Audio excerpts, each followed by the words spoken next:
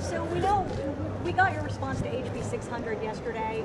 Opponents of the bill are promising a lawsuit. What do you think about that? Well, I mean, obviously the court will decide, but you know, I said what we had to say. I don't know that I have a whole lot of anything really new on that. I mean, if they want to file a lawsuit, they obviously have that right.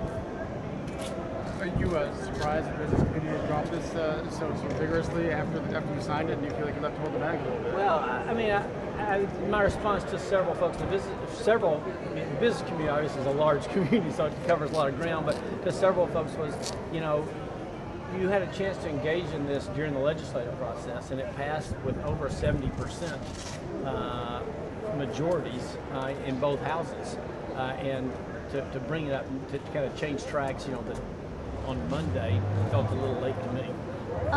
Some of the people who are opposed to this say that this would allow not only, still businesses to discriminate against sexual orientation, but open it up to discrimination against disabled people, possibly veterans groups, marital status, those kinds of things. I don't think so. I mean, here's the thing: we're not in favor of discrimination in any form at all, and we encourage businesses to put that into their policies themselves. And I think if you look at most of the businesses, they have those policies in place. We just think the businesses should get to decide for themselves what they have in their policies. At Pilot Oil, is it the policy that you do not discriminate against people on gender identity? You know, somebody asked me that earlier. I don't know the answer to the question. Somebody asked me about an hour ago. We'll check and find out. I don't know the answer.